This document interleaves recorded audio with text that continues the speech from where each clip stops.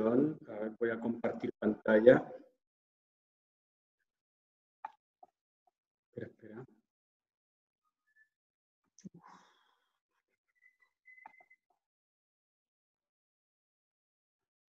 Déjame ver. Algo. Un minuto.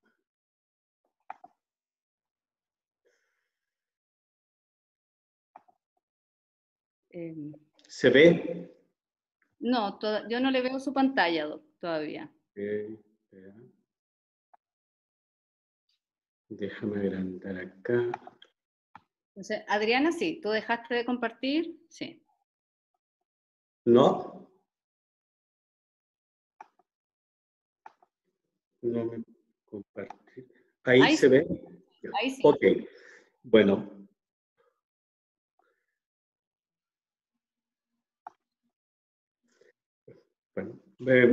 Bueno, primero quiero agradecer la presentación, la cariñosa presentación que me hizo Carolina. La verdad que el honor es mío y el placer de estar aquí con tanta gente querida que hemos hecho carrera tantos años, algunos de ellos, y ver cómo han crecido muchos niños, como les digo yo, cuando pasan conmigo y que se transforman en unos adultos con una experiencia, con un manejo de las situaciones y de la patología y una pasión probablemente mucho mayor que la que teníamos nosotros en nuestra generación. Y por supuesto, un gran honor de estar cooperando con el Servicio de Salud de Iquique, sobre todo Marcelo, que fue becado nuestro y que siempre tuvo interés en desarrollar, y me veo gratamente sorprendido de lo que él ha logrado y de lo que está haciendo en condiciones que probablemente son mucho más complejas que las que nosotros tenemos en Santiago. Bueno, hablando de las coberturas cutáneas transitorias, es un tema relevante. O sea, ¿qué hacemos cuando tenemos pérdidas cutáneas extensas como la que vemos ahí? No lo podemos dejar con una curación habitual. Tenemos que usar algún tipo de apósito, algún tipo de cobertura para que esto no se deseque. Las opciones son muchas y la verdad es que muchas de estas está dado por la experiencia más que por la evidencia. Hay en el manejo de quemados algunas condiciones clínicas en las que no podemos cubrir definitivamente al paciente después de una escarectomía o después de un aseo quirúrgico en una lesión que sea intermedia profunda. Por ejemplo, en un quemado muy extenso, en que tengamos falta de zonas dadoras, que las zonas dadoras no sean suficientes, o cuando quedamos con lechos cruentos que no son aptos para injertar, cuando hay restos de escara, todavía no están bien definidos los planos, bien delimitados, cuando tenemos una contaminación alta, una herida muy sucia o francamente una infección. Muchas veces tenemos que terminar las cirugías antes de tiempo por una inestabilidad clínica del paciente o por la habilidad. Y también tenemos limitaciones técnicas, a veces no tenemos los equipos, se nos acabaron los dermátomos, cosas que a veces sí nos pasan, no debieran, pero son de ocurrencia más habitual de lo que uno quisiera, y en ese caso, ¿cómo terminamos la cirugía? ¿Cómo dejamos entonces esta herida protegida? ¿Qué requerimiento tienen que tener los sustitutos cutáneos, o sea, las coberturas transitorias? Primero, tienen que proteger los lechos cruentos. ¿Para qué? Para mantener la humedad, pero también evitar la exudación excesiva, promover la granulación, vamos a evitar la profundización, evitar la infección. Y finalmente, sobre todo cuando las lesiones son muy extensas, permitir la estabilización metabólica en los quemados para en una próxima intervención probablemente realizar la cobertura definitiva. En relación a los tipos de coberturas cutáneas, tenemos transitorias y definitivas. Los objetivos que tienen cada una de estas son distintos. Las transitorias, tal como dije, van a sellar los lechos cruentos, estabilizar el medio ambiente interno y nos van a permitir preparar el lecho para una cobertura definitiva en mejores condiciones.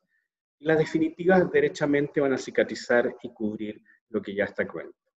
Podemos dividirlas en transitorias de origen biológico o transitorias biosintéticas. Y ahí en la exposición me voy a ir refiriendo a alguna de ellas. Dentro de las transitorias biológicas, obviamente, homoinjertos, amnios y heteroinjertos, y las biosintéticas, las láminas de polipropileno, que como alguien preguntó en el chat en la presentación de la Adriana, ahí incluimos el TELFA. Y las definitivas que obviamente finalmente terminamos cubriendo con injerto, con bioingeniería de tejidos, suspensiones celulares. Los homoinjertos. El homoinjerto es considerado el gold standard de la cobertura cutánea transitoria. Sin embargo, tenemos varias dificultades. Desde el punto de vista histórico, ya hay reportes en el siglo XIX.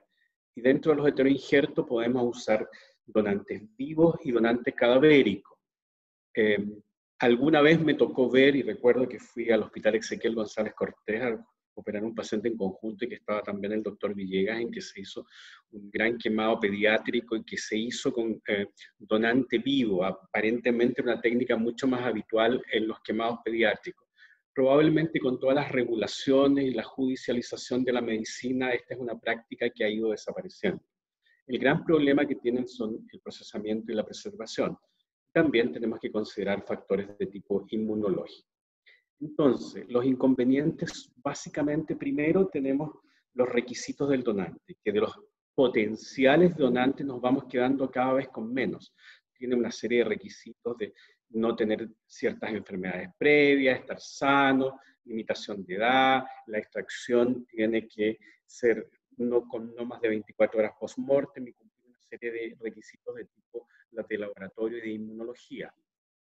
Y aunque se considera el gold standard de las coberturas transitorias, la verdad es que la historia en Chile ha sido un poco errática y han habido experiencias, pero se requiere un banco de piel bien estructurado, probablemente de una iniciativa ministerial, de una iniciativa mayor. Nosotros en el Hospital del Trabajador hace 20 años atrás intentamos tener uno, la verdad es que nunca nos resultó. Las leyes de donación son bastante restrictivas, quienes alguna vez hemos hecho procuramiento en Chile, sabemos lo complejo que es, sobre todo que tenemos que llegar a pedir la piel después que han pedido el corazón, los riñones, las córneas, y es tremendamente engorroso. También por factores culturales. Durante la experiencia o el intento de tener el banco de piel en el Hospital del Trabajador, me tocó visitar y trabajar un par de semanas en el Euroskin Bank en Holanda, y claramente la cultura es totalmente distinta. Se muere un paciente y toda la gente, toda la ciudadanía europea considera que el cuerpo es propiedad y beneficio social, por lo tanto nadie va a reclamar el paciente fallecido antes que saquen todos los órganos y elementos que se necesitan, cosa que aquí sería prácticamente impracticable. Bueno, los homoinjertos son los que dejan el lecho para injertar de mejor calidad posible dentro de todo, comparado con todas las otras coberturas transitorias. Tiene una gran adhesividad, pero volvemos al tema del procuramiento, procesamiento y almacenamiento. Creo que tenemos probablemente como país una tarea pendiente todavía de desarrollar. La membrana amniótica también se utiliza desde hace muchísimos años, por lo menos 100. Tiene un amplio uso, muy difundido hasta la década de los 80. Y a fines de los 80, con la aparición del HIV, se dejó de usar prácticamente en todo el mundo. Siempre se usó, el mayor uso fue en países en desarrollo, da una respuesta clínica bastante adecuada, como son transparentes, permiten seguir la evolución de las heridas y tener un control clínico bastante bueno, pero la verdad es que con los temores a las infecciones y la transmisión de enfermedades se dejó de lado, se ha ido reincorporando progresivamente, pero nuevamente la legislación está siendo restrictiva y requieren de procesamientos y preservaciones complejas. Y en realidad la práctica ha vuelto mayoritariamente como apósito en quemaduras superficiales más que en cobertura transitoria. Las ventajas tienen, como ya lo dije, que es transparente, una barrera biológica, disminuye al igual que todas las coberturas transitorias, el dolor, es fácil de aplicar y remover, es muy fina, se adapta muy bien a las irregularidades del lecho, pero tenemos el problema de la obtención, a veces se desintegra con facilidad y por resolución sanitaria actualmente están pidiendo procesamiento y eso lo hace muchísimo más engorroso. Se puede cambiar cada 2 días y tenemos la gran advertencia del riesgo de transmisión de enfermedades. Los heteroinjertos significa que vamos a transferir tejidos de una especie a otra que no está relacionada. En la literatura aparecen como sinonimias senoinjerto y zooinjerto. Se ha utilizado en distintos animales. En Brasil usaron durante algunos años, por lo menos unos 20 años atrás, en la Amazonía, tenían unas ranas gigantes y sacaban piel de rana. pero la verdad es que nuestra experiencia está mayormente basada en los heteroinjertos porcinos. Y a quienes nos formamos ya hace 30 años o más de 20 años, la verdad es que esta era la práctica habitual, que por lo demás nos permitía hacer la mano y entrenarnos en la toma de injertos y la aplicación de injertos. La ventaja que tiene es que son de manejo simple, alivian el dolor, permiten la rehabilitación porque se adapta bien y no limita la movilidad, sirve para curar heridas en sitios difíciles y promueve la granulación. Obviamente, como desde una especie que no es la misma, se produce un rechazo. Si bien es cierto, los homoinjertos se mantienen in situ a veces hasta por una semana, los heteroinjertos uno empezaba a ver que aproximadamente al tercer o cuarto día se empezaban a soltar y cuando uno los ponía por segunda vez duraba mucho menos el periodo de adherencia. Y obviamente teníamos después del finales de los 80 y principios de los 90, con el tema del HIV se empezó a regular, a pesar de que esto no lo transmitía, pero a regular mucho más la eventual transmisión de enfermedades mediadas por priones. Por lo tanto, hubo un cambio en la regulación sanitaria.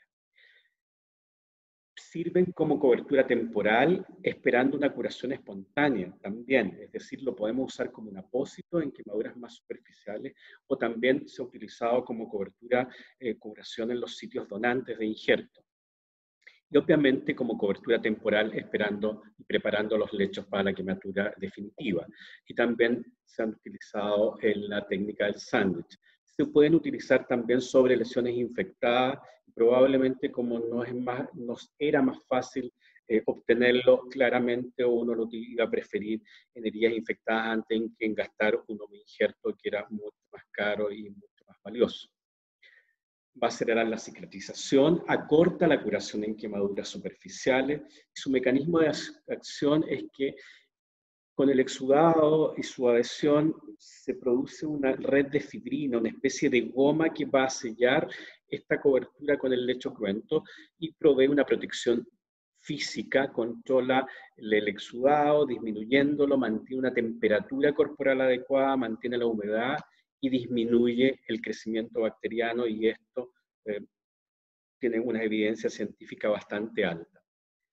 Ahora, ¿cuál era nuestra práctica? Y esto, cuando lo mostrado en varias partes, las nuevas generaciones se sorprenden porque forma parte de la historia de la medicina. Utilizábamos cerdos de raza blanca de 10 a 12 kilos de peso. Había que tener una autorización sanitaria del criadero, teníamos un convenio con estos criaderos, los sacrificábamos con un protocolo bastante estricto y se procedía al procuramiento inmediato. Entonces ahí tenemos cuando llegaban en esas condiciones, ustedes ven una diapositiva del año 2001, llegaban así al hospital, tenía una puerta por donde entraban, un flujo establecido, se sacrificaban con determinados medicamentos, y finalmente hacíamos un baño de ingreso. Antes de entrarlo a quirófano, a pabellón, suturábamos y sellábamos los orificios, patas y cabeza, y esto era en una sala de cirugía igual que cualquier cirugía, con las mismas técnicas asépticas, para sacar o tener mayor utilidad de las distintas zonas de pliegue y las regiones costales. Provocábamos un edema subcutáneo, insuflando oxígeno con una bránula que poníamos en algunas de las extremidades, y tomábamos el injerto al igual que una toma de injerto en humanos. Y ahí tenemos entonces cómo estamos tomando los injertos, y ahí ustedes ven a un joven doctor Piñeros tomando los injertos, y teníamos esta enorme cantidad de material que era realmente muy valioso. Lo aplicábamos normalmente en forma fresca, inmediatamente. Esto los tomábamos o en la mañana o a media tarde, y después posteriormente íbamos a cubrir los pacientes. La fijación era clásica con una curación tradicional, y lo cambiábamos según la evolución, normalmente cada 3-4 días. Hasta a veces podían mantenerse in situ por una semana, pero se empezaban a producir este fenómeno de rechazo. Permitía más de un cambio cuando lo aplicábamos por una segunda vez, por esta reacción inmunológica, duraba mucho menos la adhesión. Y ahí tenemos entonces cómo lo íbamos aplicando, y nos permitía cubrir bastante bien zonas bastante extensas, las láminas de unas dimensiones bastante adecuadas, y tenía una semi-transparencia, por lo tanto también nos permitía seguir parte de la evolución. El problema fue después cuando ya hubo una regulación sanitaria y se nos pidió que estos tenían que ser procesados. Entonces los teníamos que mandar a la Comisión Chilena de Energía Atómica, que finalmente fue la forma que en Chile definimos para esterilizarlo. Eh, Fue bastante complejo y lo que nos entregaban debido a esta regulación sanitaria eran productos que eran distintos a los heteroinjertos frescos. Eran unos productos mucho más rígidos, era casi como una suela de zapatos, a veces los que eran más gruesos, tenían una menor sensibilidad, se adherían mucho menos, la respuesta biológica era mucho más pobre, cuando uno los retiraba el lecho no estaba tan granulado como estaba antes, por lo tanto empezamos a buscar otras alternativas. Y obviamente cuando alguien desaparece o tiene dificultades, hay otros que ven las oportunidades. Entonces, estos cambios legales y económicos, porque también nos salía mucho más caro el transporte, el pagar la Comisión Chilena de Energía Atómica, nos enlenteció todo el sistema, nos hizo todo más difícil y obviamente entonces aparecieron productos comerciales. La industria vio una oportunidad porque esto fue un fenómeno global y entonces aparecieron estos sustitutos cutáneos fabricados a partir de colágeno de origen porcino, que puede ser incluso combinado con queratinocitos en una membrana protectora. También se ha utilizado en heridas crónicas y en algunos casos actúa incluso como un regenerador también. El producto del que voy a hablar, que es el que tenemos en Chile, es el Isider. Declaro que no tengo ningún conflicto de interés en estos productos. En alguna etapa trabajé con regeneradores dérmicos, pero en coberturas transitorias no tengo compromiso con ninguna compañía. Y ustedes ven entonces esto que nos llegaba, que nos permitía además dejar horas libres de pabellón y tenemos en un producto que no requiere ningún almacenamiento, como podría ser de banco, que requiere criopreservación o nada complejo, en almacén normal, y tenemos ahí incluso presentaciones malladas y permite mantenerse hasta por 18 meses. En el análisis de costo-efectividades que hay hecho, aproximadamente el costo era 1/10 del costo de la piel de cadáver. Tiene presentaciones de gran tamaño, realmente de 20 por 40, es decir, hace mucho más práctico y más fácil el manejo. Puede aplicarse por cualquier lado, cosa que no nos sucedía con los heteroinjertos, porque a veces de repente alguno se podía equivocar y la respuesta no era tan buena si estaba por el lado erróneo. Y tiene tamaños y grosores absolutamente constantes. En cambio, los heteroinjertos procurados artesanalmente, la verdad, dependía del tamaño de la lámina que uno pusiera, de la zona que lo sacaba, de la fuerza de la mano que pusiera en la mano el dermátomo del operador, y lo más importante, esto tenía disponibilidad inmediata. En resumen, entonces, el Isider lo dejamos durante mucho tiempo como nuestra cobertura transitoria de elección, en quemaduras post-escarectomía, también para protección de fasciotomías o escarotomías, en quemaduras intermedias y en zonas dadoras de injerto. Y ahí tenemos algún ejemplo de esa quemadura que tiene bastante cara, tiene exposición de tendones, y ahí como vamos poniéndolo y ustedes ven en esta imagen como al segundo cambio incluso se ven las vueltas de la venda de el Isider, cómo logró granular, y ahí está con el injerto aproximadamente a los 10 días. En lesiones un poquitito más superficiales, se pone de esta forma el mallado, nos olvidamos y finalmente queda revitalizado con muy buenas condiciones en un paciente pediátrico. Ya esto, más que una cobertura cutánea transitoria, pasa a ser un apósito definitivo, se aplica, se le pone la malla y la verdad es con muy buen resultado. Entonces, para nosotros nos vino a dar una respuesta de cobertura transitoria con bastante bioseguridad y costo-efectividad, y con una respuesta clínica y biológica adecuada, que las cosas que habíamos perdido en el cambio de la regulación de los heteroinjertos que nosotros usábamos previamente. ¿Cuál ha sido la evolución? En el 1970-80 fue el gran boom de los heteroinjertos frescos. Después, en los 90 y 2000, empezamos a usar los irradiados, que no nos gustaron. Tratamos de buscar otras coberturas transitorias y actualmente, del 2010 adelante, prácticamente uno de los mayores elementos que usamos como sustituto cutáneo transitorio son los heteroinjertos procesados comercialmente. Y ahí tenemos el comparativo de las ventajas y desventajas de cada uno de los dos. Fácilmente, o sea, lo más importante es la facilidad de obtención, de almacenamiento, de aplicación y la costo-efectividad que tiene este producto comercial. En relación a las coberturas biológicas sintéticas, ahora se incluyen varios apósitos. En general, no tenemos mucha evidencia científica en varios de estos. Mucho de este uso está basado en la experiencia. Sin embargo, voy a hablar de la experiencia que tenemos nosotros con un producto comercial que es BioVen, y me voy a referir en unas pocas palabras al TELFA, que nosotros no tenemos experiencia, pero sí tenemos algunas opiniones. El BioVen es un sustituto cutáneo biosintético, sirve tanto como cobertura transitoria como como un regenerador cutáneo. Es un producto bicapa, tiene una capa externa de silicona que funciona como una barrera y una interna que es una red tridimensional de filamentos de nylon y péptidos de colágeno porcino. Nuevamente vemos aquí los porcinos y los humanos nos parecemos al menos en la piel. Entonces, ahí tenemos el esquema de BioVen, cómo funciona. Este tiene lado, por lo tanto, tenemos que poner la parte brillante de esto, la parte de silicona hacia afuera, y ahí sí es cómo funciona. Nos permite visualizar la herida muy bien, porque es muy transparente, es de fácil aplicación, al igual que todos los sustitutos cutáneos. Una vez que uno lo aplica sobre una zona cruenta, disminuye el dolor, disminuye el tiempo de cicatrización, disminuye las infecciones y permite una rehabilitación precoz también porque es muy flexible. Entonces, también tenemos la ventaja que se almacena a temperatura ambiente. El plasma y la sangre en la herida van a coagular en esta matriz de nylon y se fija biológicamente. En los casos de quemaduras intermedias y superficiales se va desprendiendo solo con el tiempo. Se va como descascarando y finalmente uno obtiene un tejido reepitelizado, una piel recuperada totalmente.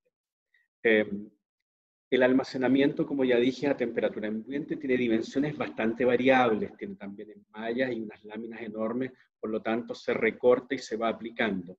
Tiene una presentación muy interesante que es en forma de guante para las quemaduras de mano. Y ahí tenemos cómo lo fijamos, que se fija bastante extenso. Ustedes ven cómo se ve por transparencia el lecho de la quemadura.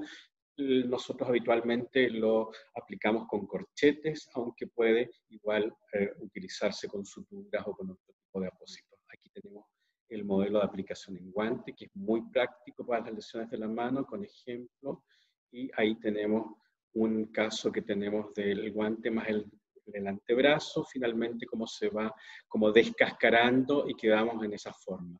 También lo utilizamos en lesiones que no son quemaduras, en heridas complejas, que falta definición, con irregularidades, con zonas en que todavía tienen restos de escara, zonas que no están vitales, y lo ponemos y ustedes vean ahí la transparencia que tiene, es decir, nos permite ir clínicamente, como no necesitamos ponerle muchas veces un apósito secundario o removemos el apósito secundario en caso que lo pongamos con mucha facilidad. Podemos ver la evolución del tejido. Tiene algunas limitaciones. Primero, que no hay que aplicar en escaras residuales, ni tampoco sobre áreas infectadas, porque forman una especie de bolsas y de seromas que pueden ser bastante como caldo de cultivo y favorecer las infecciones. Y obviamente tenemos el problema del costo, es un producto que en general es bastante caro. Las ventajas, entonces, flexible, adherente, muy transparente, nos permite mantener la evaluación clínica de los lechos. Las desventajas, la susceptibilidad de infección, además que tiene colágeno, es decir, un caldo de cultivo, no usar en escala residual y el problema del costo. En relación a TELFA, es una membrana permeable microporosa de amplio uso, de un uso muy habitual, en todas las experiencias que usan que nos presenta la gente de la UAP y de otros centros, es una parte básica de su arsenal terapéutico, provee una protección mecánica, la eliminación de exudado, retiene factores de crecimiento, disminuye el dolor, también por ser transparente o semitransparente, permite la visualización de las heridas y de costo extremadamente bajo. Sin embargo, la evidencia científica que tiene es muy, muy baja. Prácticamente no hay trabajos publicados. La mayoría de ellos, cuando están publicados, no lo evalúan como una cobertura cutánea transitoria, sino que más bien lo hacen competir con otros apósitos. Habitualmente lo comparan con la sulfadiazina de plata, que tiene una biomecánica totalmente distinta. Uno de los trabajos que existen, uno de los pocos que existen, es un estudio chileno de la doctora Carolina Lagos, que hace una comparación con técnicas de curación. Hay estudios comparativos que también, uno de los más serios, que es ya como del año 2011, en que se compara también con Bactigras, o sea, con TUL, con antibióticos. Por lo tanto, como cobertura transitoria no hay nada escrito. Y los resultados en este caso, que es uno de los mejores estudios, que tiene una casuística importante, la verdad es que la comparación con la gasa parafinada es bastante bueno en relación a los días de hospitalización, de reepitelización, con una evidencia significativa, una diferencia estadísticamente significativa en que aceleraría el proceso de reepitelización, es decir, acortaría los días de evolución en relación también al dolor, lo disminuiría más que la gasa parafinada, y la verdad esos datos son bastante golpeadores, más sin embargo como cobertura cutánea transitoria no hay estudio. Se lo dejo lanzado como desafío a ustedes, la UAP, que lo utilizan y lo promueven y son fans de ello, porque nos llevamos toda esta gran experiencia que tienen a recolectarla y poderla publicar. Entonces, amplio uso, bajo costo, los estudios los evalúan como técnica de curación, pero no existe una evidencia científica de calidad que avale su beneficio sobre otros productos. Conclusiones en general: existen múltiples posibilidades de coberturas cutáneas transitorias, y aunque el gold standard es aún el uso de homoinjerto, tiene una disponibilidad bastante limitada. El ISDEN y el BioBren son las coberturas que utilizamos nosotros en nuestro hospital. No estoy diciendo que sean mejores o peores, son las que nosotros estamos habituados, y de hecho nosotros vamos a incorporar TELFA y estamos en la etapa de incorporación y nos debería llegar. Tienen algunas diferencias en cuanto a indicaciones y manejos cada uno, por supuesto, e insisto en el tema de que nos falta el apoyo, la evidencia científica en el TELFA, que es una cobertura transitoria de que la que los usan son realmente fanáticos y, como dijo Adriana, buena, bonita y barata. Así que muchas gracias por permitirme compartir la experiencia con ustedes, y encantado de compartir esta jornada con Marcelo.